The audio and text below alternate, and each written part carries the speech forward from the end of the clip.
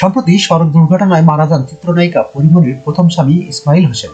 তার মৃত্যুর খবর যেভাবে প্রকাশ হয়েছে তা নিয়ে ক্ষোভ ঝাড়লেন এই অভিনেত্রী। ইসমাইল হোসেনের বাবা সহ প্রথম স্বামীর খবর জিয়ারত করেছেন তিনি। পরে এক প্রতিক্রিয়ায় পরিমণি বলেন, তার মৃত্যুর সংবাদ যেভাবে প্রকাশ হয়েছে এতে তিনি কষ্ট পেয়েছেন। পরিমণি বলেন, কারো মৃত্যু তো হাসি তামাশার বিষয় নয়। ইসমাইলের মৃত্যু নিয়ে যে যেভাবে পারছে খবর প্রকাশ করছে, উৎসব উৎসব ভাব মনে হচ্ছে। এটা সত্যি কষ্টদায়ক, এমনটা মোটেও আশা করিনি।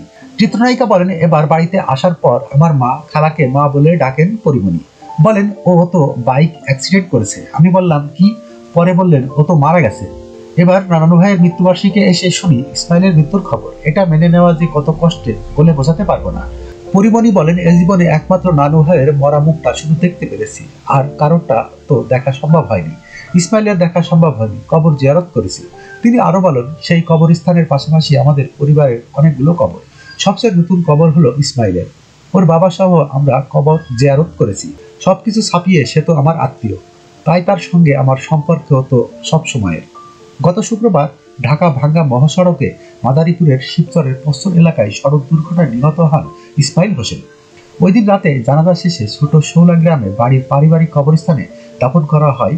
প্রসঙ্গত 2012 সালের 18 এপ্রিল শামসুন নাহার স্মৃতি ওরফে চিত্রনায়িকা পরিমণির সঙ্গে বিয়ে হয়েছিল ইসমাইলের। তিনি মঠবাড়িয়া উপজেলার মিরুখালী ইউনিয়নের ছোট শৌলা গ্রামের ব্যাংক কর্মকর্তা জাকির হোসেন জমাদ্দারের ছেলে।